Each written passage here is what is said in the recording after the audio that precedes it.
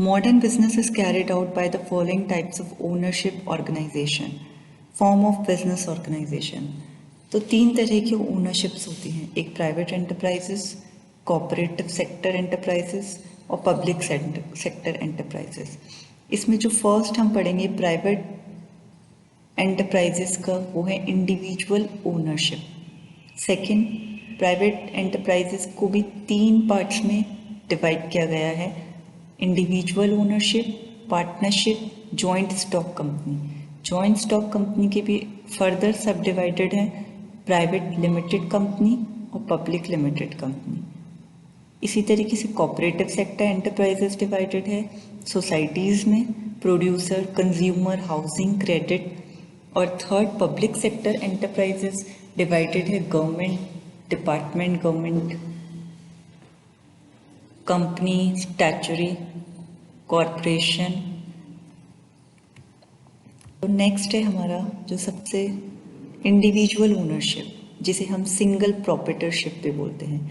अब individual ownership होती क्या है, देखिए ये सिंपलेस्ट एंड ओल्डेस्ट फॉर्म है बिजनेस ऑर्गेनाइजेशन की, सबसे सरल फॉर्म है, एक तरीके से आप बोल सकते हैं सबसे सरल रूप है बिजनेस ऑर्गेनाइजेशन का। क्यों?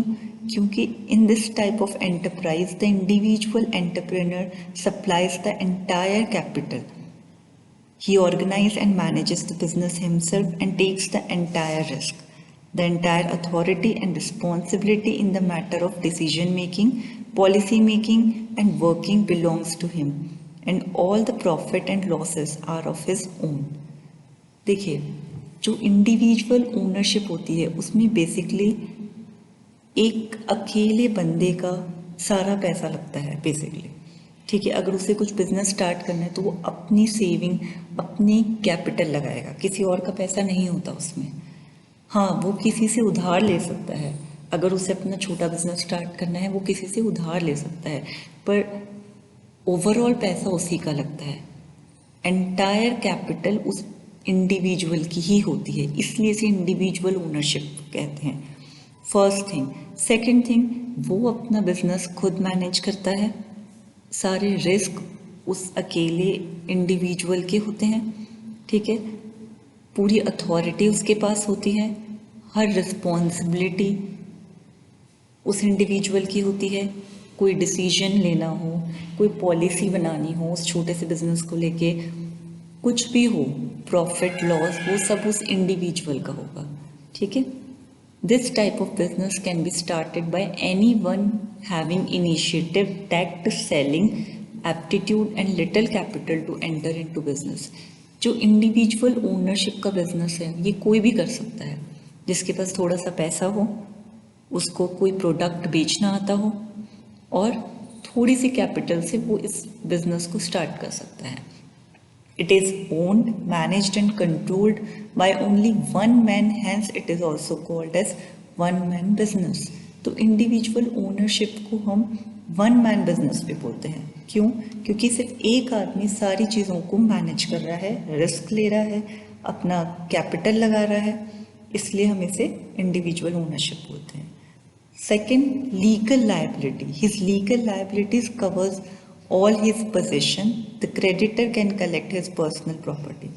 देखिए लीगल लायबिलिटी इस तरीके से होती है क्योंकि उसने पैसा लगाया है, तो अगर वो कहीं से पैसा लेता है और वो चुकाता नहीं है तो जो भी उधार जहाँ से उसने लिया है वो उसकी पर्सनल प्रॉपर्टी को एक्वायर कर सकता है, ठीक है। जैसे कि आपने सुना होगा ऑक्शन हो रहा है, नीलामी हो रही है किसी पर्टिकुलर घर की। वो क्यों होती है? अगर सपोज कीजिए उस बंदे ने कहीं से पैसा उठाया और वापस रिटर्न नहीं किया, तो उस जहाँ से पैसा उठाया उसके पास ये राइट आ जाता है कि वो उसकी किसी भी बिलोंगिंग यानी घर, कार, किसी को भी कलेक्ट कर सकता है उस पैसे के बदले। क्लियर? एप्लीकेशन। अब इंडिविजुअल ओनरशिप की अगर हम एप्लीकेशन देखें तो this form of ownership is most satisfactory in the following cases. अब ये अकेले काम करना रिस्की तो बहुत है, पर कहीं ना कहीं इसके कुछ फ़ायदे भी हैं। For small scale business requiring small capital which can be spared by one man, for example, agriculture, small scale industries, cottage industries, retail trade, handicraft, professional services, commercial shops, etc. तो देखिए ये इस तरह की ओनरशिप से कौन कौन से बिजनेस किए जा सकते हैं, जिसमें फर्स्ट है एग्रीकल्चर। अगर आप एग्रीकल्चर बिजनेस स्टार्ट कर रहे हैं अपने पैसे से तो आपकी इतनी कैपिटल नहीं लगेगी, मतलब कम कैपिटल से कम पैसा लगा के इस बिजनेस को स्टार्ट कर सकते हैं। आजकल सस्टेनेबल फार्मिंग का कंसेप्ट है, आप वो यूज़ कर सकते हैं कि कम एग्रीकल्चर लैंड में ज़्यादा से ज़्यादा प्रॉफिट कैसे कमाया जाए। स्मॉल स्केल इंडस्ट्री खड़ी कर सकते हैं, रिटेलिंग शुरू कर सकते हैं, छोटा मोटा व्यापार देख सकते हैं, ट्रेड, हैंडीक्राफ्ट का बिजनेस आजकल बहुत ऑनलाइन होता है, वो कर सकते हैं।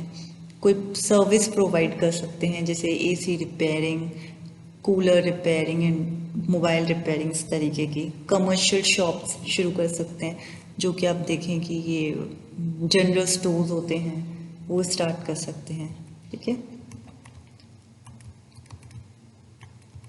Weather risk covered is not too heavy. अगर कोई अपना थोड़ा सा पैसा लगा के बिजनेस स्टार्ट करता है तो रिस्क जो उसमें बनता है वो इतना हैवी नहीं होता, थोड़ा नुकसान होगा कितना, आप थोड़ा लोन ले लेंगे, पर स्मॉल स्केल बिजनेस में क्या होता है कुछ ना कुछ आपको रिटर्न मिल ही जाता है।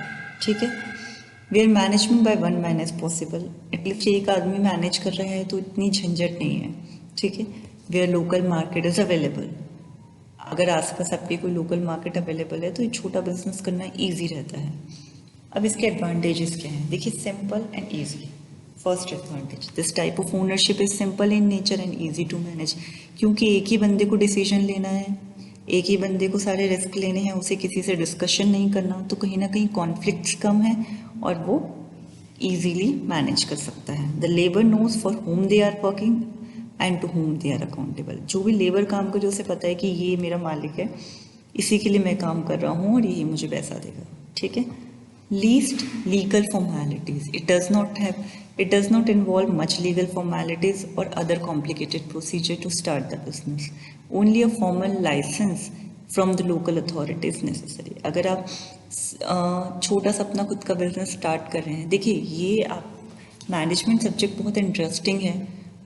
आप आज इंजीनियर बन रहे हैं, कोई गवर्नमेंट एग्जाम देगा, कोई अपना बिजनेस भी शुरू करेगा, तो ये जो चीज़ें हैं ये आपके बहुत काम आएगी। कि अगर आप अपना बिजनेस स्टार्ट कर रहे हैं तो भी आपको कुछ ऐसे नहीं, आपको किसी ने कुछ भी समझा दिया और आपने मान लिया कि हाँ अपना बिजनेस स्टार्ट करते हैं तो इतना पैसा कहीं से उठाना ही पड़ता है, नहीं। ये नॉलेज आपके उधर काम आएगी जब आप कभी सोचेंगे कि हमें अपना छोटा सा बिजनेस करना है, या मुझे फार्मिंग करनी है, या मैं अपनी छोटी सी कोई दुकान खोलना चाहता हूँ, तब आपको पता चलेगा कि ये जो पढ़ा हुआ है ये आपके कितने काम आ रहा है। क्योंकि अगर आपको नॉलेज है तो आप किसी बंदे से जाके बात कर सकते हैं कि नहीं नहीं, मैं अगर अपना खुद का बिजनेस करना चाहता हूँ तो इतना पैसा कहाँ लगेगा, नहीं लगेगा, आप उसको समझा सकते हैं। बट अगर आपको नॉलेज नहीं होगी तो कोई आपको ही समझा देगा कि नहीं नहीं, इसमें तो इतना पैसा लगाना ही पड़ता है, तो अकेले नहीं कर सकता, पार्टनर चाहिए एंड ऑल। पर ऐसा नहीं है, आप इंडिविजुअल भी एक बिजनेस कर सकते हैं। तो उसके हम एडवांटेजेस और डिसएडवांटेजेस अब देख रहे हैं। तो फर्स्ट हो गया simple and easy, least legal formality. तो बेसिकली इसमें कोई लीगल फॉर्मेलिटी भी नहीं है, मतलब कि आपको बहुत ज़्यादा किसी लीगल वो नहीं करना पड़ता, सिर्फ एक लाइसेंस लेना पड़ता है लोकल अथॉरिटी से। ठीक है, quick decision and prompt action. Clearly quick decisions क्यों होंगे इसमें, क्या रीज़न है क्विक डिसीजन के? यही रीज़न है कि आप इंडिविजुअल हैं और आपके डिसीजन को कोई अफेक्ट नहीं कर रहा। Quality production, since the owner takes all the risk, he gives personal attention and supervision to the product made, this may result in reduction in waste and better quality products. तो basically अगर कोई अपना business शुरू कर रहा है तो उसमें बहुत डेडिकेशन दिखाता है, डिवोशन दिखाता है, वो क्वालिटी चेक भी करता है कि, और पर्सनल अटेंशन देता है, खड़ा होकर सामने काम करवाता है। इससे क्या होता है कि जो भी चीज़ प्रोड्यूस होती है वो अच्छी होती है, क्वालिटी वाइज होती है। Better labour relationship, since the business is small, the number of workers are less and the owner comes in close contact with the workers. This helps to maintain good employer-employee relationship. देखिए better labour relationship कैसे बनती है, क्योंकि छोटा business है यानी कम labour कम staff होगा, suppose कीजिए 30 का स्टाफ है, 40 का स्टाफ है, तो एटलीस्ट आप इतने लोगों के कांटेक्ट में हैं, वो आपसे डायरेक्ट कांटेक्ट में हैं, आप उनकी प्रॉब्लम समझ सकते हैं और वो भी आपको सपोर्ट करेंगे, आप भी उनको सपोर्ट करोगे, तो एक अच्छी रिलेशनशिप बन जाती है। ठीक है। Personal attention to customers, since the business is small it is possible to pay personal attention to customers and their requirement and to give them entire satisfaction by overcoming their complaints about the product। देखिए customers को personal attention दे सकते हैं क्योंकि आपका business बहुत बड़े scale पे नहीं है, तो आपको पता है कि मेरे ये कुछ कस्टमर बन रहे हैं और इन कस्टमर्स की अगर ये कंप्लेंट है तो आप उन्हें ट्रीट कर सकते हैं। ऐसा नहीं है कि आपके कस्टमर्स हो गए, अगर कोई बड़ा बिजनेस होता है तो आपके कस्टमर्स हो जाते हैं लाखों में करोड़ों में, तो उसमें आप हर एक कस्टमर की प्रॉब्लम को अटेंशन नहीं दे सकते। बट इस केस में क्योंकि स्मॉल स्केल बिजनेस है, आप बहुत इजीली उन्हें अटेंशन दे सकते हैं। Small capital, since capital required is small, talented men of small means can start independent business of their own and earn living। क्योंकि इसमें कैपिटल यानी पैसा बहुत कम लगता है, तो जिन भी लोगों में टैलेंट है वो क्या करते हैं, वो अपना बिजनेस खुद स्टार्ट कर सकते हैं और एक अच्छी अर्निंग कर सकते हैं। मतलब उनको किसी पे भी डिपेंडेंट होने की नीड नहीं है।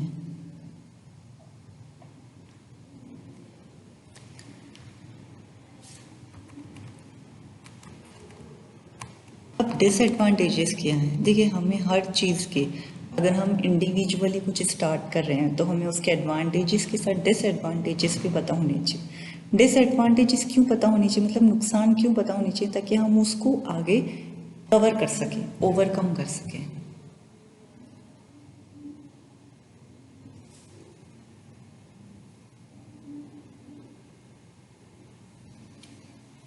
देखिए डिसएडवांटेजेस है लिमिटेड कैपिटल, क्योंकि due to limited capital it is not possible to expand the business even if it is much profitable. देखिए क्योंकि अकेले आपने बिजनेस शुरू किया तो आप एक लिमिटेड कैपिटल लगाएंगे। ठीक है, आपको अगर प्रॉफिट हो रहा है तो आप उस कैपिटल को वापस अपने बिजनेस में लगा सकते हैं, अदरवाइज आपके पास उस बिजनेस को एक्सपेंड करने के और फंडिंग नहीं है। ठीक है, तो या तो आप फंडिंग कहीं से उठाइए। तो ये एक छोटा सा नुकसान भी है कि आपको बिजनेस बहुत बड़े स्केल पे ले जाना है, तो आपको फिर क्या पैसा ढूंढना पड़ता है कि कहाँ से लें। अनलिमिटेड लाइबिलिटीज अनलिमिटेड है, क्यों? Because in case the owner is not able to pay the debts, the same can be recovered out of the sale of his business asset and personal property. The individual owner will have to think twice before adopting new and risky ventures, latest and new methods, etc., as his private property is constantly in danger of meeting the debts and obligation of his business। देखिए unlimited liabilities कैसे हो गई, यानी कि बहुत सारी responsibility कैसे हो गई, इस तरीके से हो गई कि सपोज कीजिए कि एक बंदे को ही उसने सारा पैसा उठा रखा है मार्केट से, अब अगर वो पैसा वापस बिजनेस में नुकसान हो गया सपोज कीजिए, पर आपको पैसा तो देना है उस बंदे को और उसी इंडिविजुअल को देना है जो कि बिजनेस चला रहा है, उसे सबको पैसा लौटाना है। अगर वो पैसा नहीं लौटाता तो जो बिजनेस के एसेट उसने मशीनें या कुछ भी खरीदी है उससे निकालेंगे वो अपना पैसा, या फिर उसका घर कार लेके पैसा निकालेंगे। ठीक है, तो ये एक डिसएडवांटेज है जो आपके मतलब माइंड में होना चाहिए कि अगर आप खुद का बिजनेस कर रहे हैं तो आपको दूसरों से ली हुई उधारी को चुकाना ही पड़ेगा। Personal limitations, third disadvantage, the individual owner has to control all the aspects of his business alone. He cannot be expert in all techniques like management, sales, engineering processes. Further growth and expansion of business may not be possible due to want of proper and adequate organizing power। देखिए कुछ personal limitations भी आ जाती है, जैसे suppose कीजिए कि एक ही जो इंडिविजुअल है वो सब चीज़ें कंट्रोल कर रहा है बिजनेस की, मतलब कि मैनेजमेंट भी वही देख रहा है, सेल्स भी वही देख रहा है, इंजीनियरिंग अगर कुछ डिफेक्ट आ रहा है तो वो भी वही देख रहा है, प्रोसेस भी वही देख रहा है कि भाई कोई चीज़ यहाँ से मैन्युफैक्चर होगी जब तक निकली है तब तक क्या प्रोसेस है। तो कई बार क्या होता है कि जब बिजनेस बड़ा हो रहा होता है तब वो एक इंडिविजुअल सब चीज़ों पे ध्यान नहीं दे पाता, तो फिर आगे एक्सपेंशन में दिक्कत होती है। ठीक है, small income, in spite of all effort such a business can yield only a small income. देखिए, कितने भी एफर्ट लगा लो आप, बट अगर आपने किराने की दुकान खोली है या फिर आपने कोई छोटा बिजनेस किया है, अगर उसे एक्सपेंड कर रहे हैं तो बहुत अच्छी बात है। जैसे सपोज कीजिए आपने फार्मिंग करी, 2-3 बीघा पे शुरू करके आप 50 बीघा तक ले गए, तो आपको फ़ायदा है। नहीं तो कई बार क्या होता है कि ये, जैसे आपने एक शॉप ओपन की, एक शॉप ओपन करी, आपको उससे प्रॉफिट होने लगा, आपने दूसरी शॉप और खोल दी, तीसरी खोल दी, उसकी ब्रांचेस खोल दी, तो आपको फ़ायदा है। नहीं तो कई बार क्या होता है कि ये एक शॉप पे ही रह जाती है लिमिटेड, तो क्या हो गया कि स्मॉल इनकम, आपको उससे तो एक लिमिटेड इनकम ही मिलेगी। ठीक है, can not compete with a big business. This can be disadvantage. देखिए, किसी चीज़ के नुकसान ऐसे नहीं है कि एक के बाद एक होते ही रहेंगे, ये हो सकता है, बट ये जरूरी नहीं है। ठीक है, ये डिसएडवांटेज है। कईयों को, कितने लोगों ने बिजनेस शुरू किए हैं अकेले, लाखों लोगों ने, उसमें किसी को 3rd नंबर का डिसएडवांटेज हुआ, किसी को 5th नंबर का। ऐसा नहीं है कि सबको 1 to 6 डिसएडवांटेज हो गए, नहीं, ये नहीं है। ठीक है, ये है कि कुछ जो हो सकते हैं। अब डिपेंड करते हैं कि आप बिजनेस कितने टैक्ट से करते हैं, कितनी स्मार्टनेस से बिजनेस करते हैं, वो बहुत इंपॉर्टेंट है। Cannot compete with a big business. Since the business is small, it cannot compete with a big business producing the same articles. Short life. If owner dies, the business may collapse because his successor may be incapable or not interested in this type of business. Short life इसलिए बोलिए कि suppose कीजिए कि जिस individual ने business किया उसका accident हो गया, इन केस उसकी डेथ हो गई, तो फिर कोई पीछे उस बिजनेस को संभालने वाला नहीं है, क्योंकि ओनरशिप उसी की है। अगर जब तक उसमें दूसरा कोई इंडिविजुअल ऐड नहीं है, क्योंकि इंडिविजुअल ओनरशिप होती ही यही है कि आपके अलावा कोई नहीं है उसमें। ठीक है, तो ये हो गए डिसएडवांटेजेस और एडवांटेजेस। अब हमने पढ़ी पहले इंडिविजुअल ओनरशिप, जिसे हमने सोल प्रॉपर्टरशिप भी बोलते हैं। अब हम पढ़ेंगे पार्टनरशिप ऑर्गेनाइजेशन। देखिए, sometimes the one man business reaches such a stage of development that it become impossible for one man to control the business and to contribute the necessary capital. The original entrepreneur may become too old for work. It would seem essential to take a younger person into a partnership to prevent the firm from decaying. The partnership may also be formed to start a new business altogether. Partnership is usually formed to combine capital, labor, and varied specialized skills or ability. Partnership business is owned by 2 or more persons who shares the power, responsibilities and profits according to an agreement reached among themselves. देखिए, एक हमने अभी इससे पहले पढ़ा individual ownership के बारे में, यानी सोल प्रॉपर्टरशिप के बारे में। अब हम पढ़ेंगे पार्टनरशिप के बारे में, कि आपने सुना होगा कि 2 पार्टनर्स मिलके बिजनेस कर रहे हैं, कि 3 पार्टनर्स मिलके बिजनेस कर रहे हैं। तो एक्चुअली पार्टनरशिप में क्या होता है, 20 तक आप लोग इंक्लूड हो सकते हैं पार्टनरशिप में, 20 से ज़्यादा नहीं, 20 तक हो सकते हैं।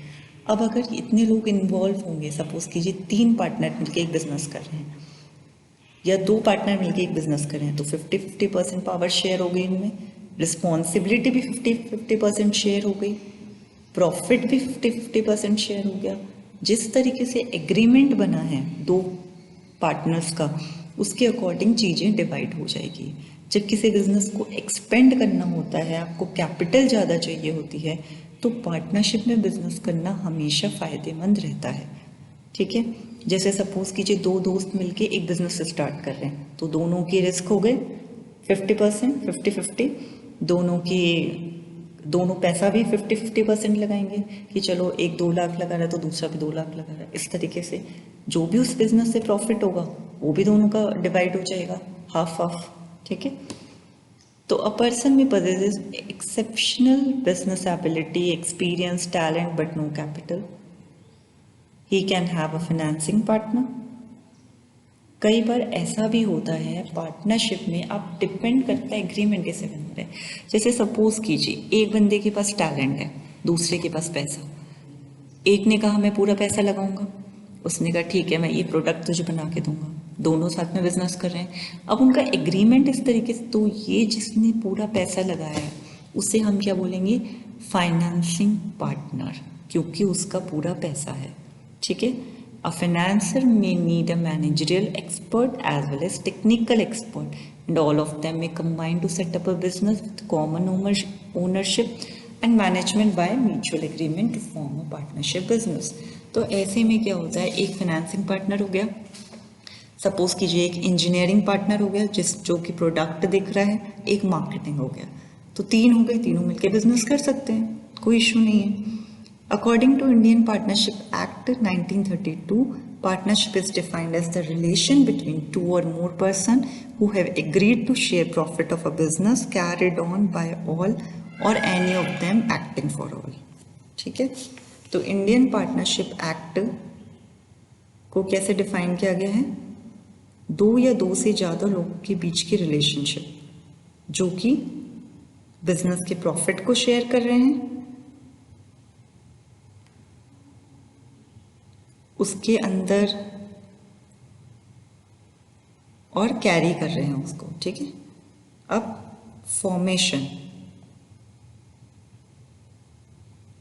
फॉर्मेशन में हम कैसे फॉर्म होती है basically, partnership can be formed either verbally or by written agreement, but to avoid the possibility of conflict at a later stage, it is advisable to enter into the written agreement. The written agreement is known as partnership deed. ठीक है। The partnership deed contain the terms and conditions relating to partnership and the regulation governing its internal management. It also lays down the rights and duties of the partner. देखिए, तीन दोस्त मिले, उन्होंने कहा अपन business शुरू करते हैं। अब अगर आप एग्रीमेंट नहीं बनाएंगे तो आगे जाके कॉन्फ्लिक्ट हो सकते हैं, लड़ाइयाँ हो सकती हैं बहुत सारी चीज़ों को लेके। इसलिए हमेशा ये एडवाइजेबल होता है कि और कहते हैं ना कि बिजनेस में कोई फ्रेंडशिप नहीं होती, कोई रिलेशनशिप नहीं होता। इसलिए बिजनेस जब भी आप पार्टनर्स मिलके कर रहे हैं तो आप एक पार्टनरशिप डीड बनाएंगे, पार्टनरशिप डीड।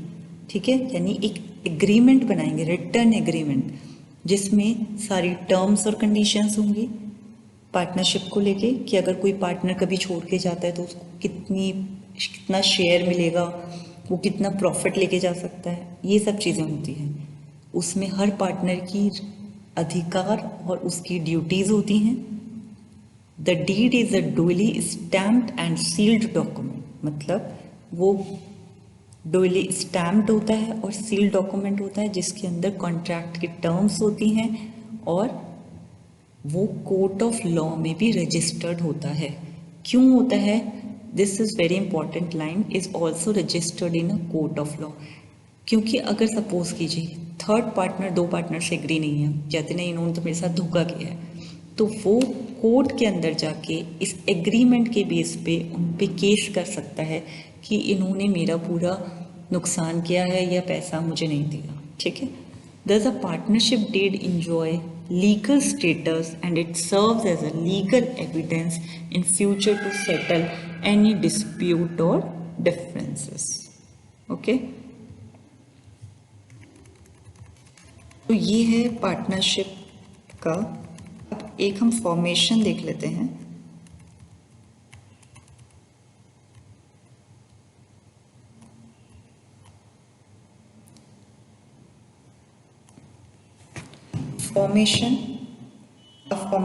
फॉर्मेशन भी हम,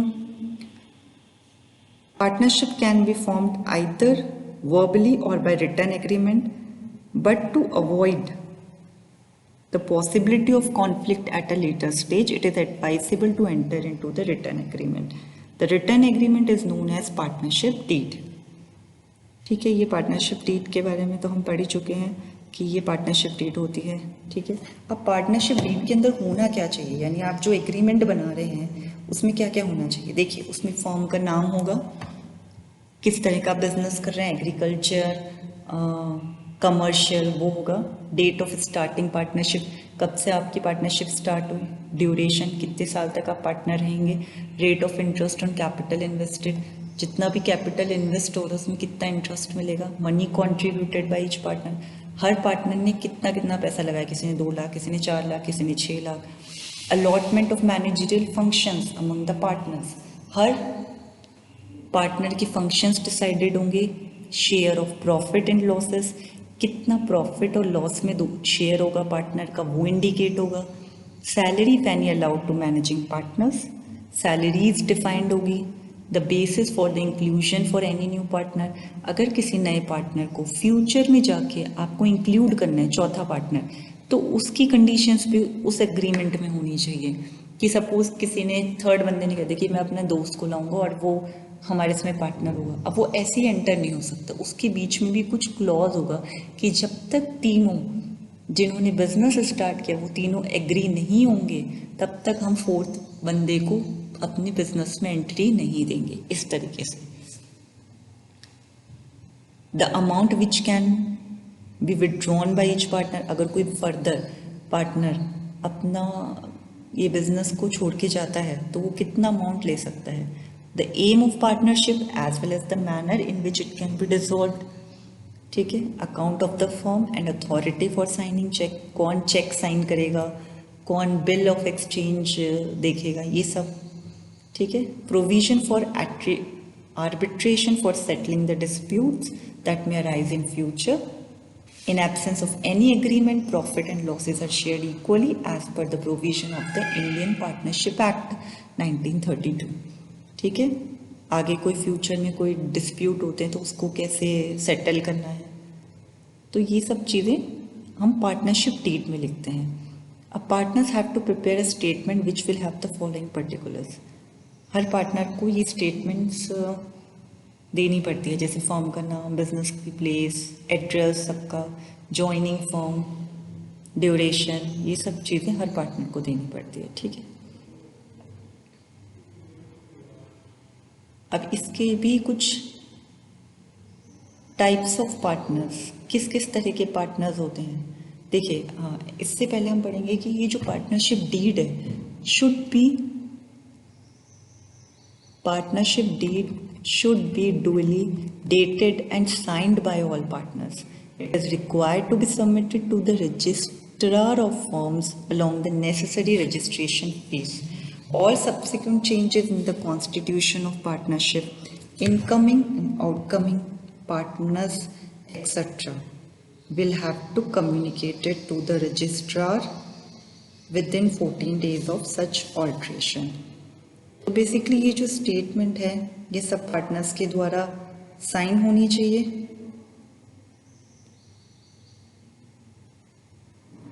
ठीक है।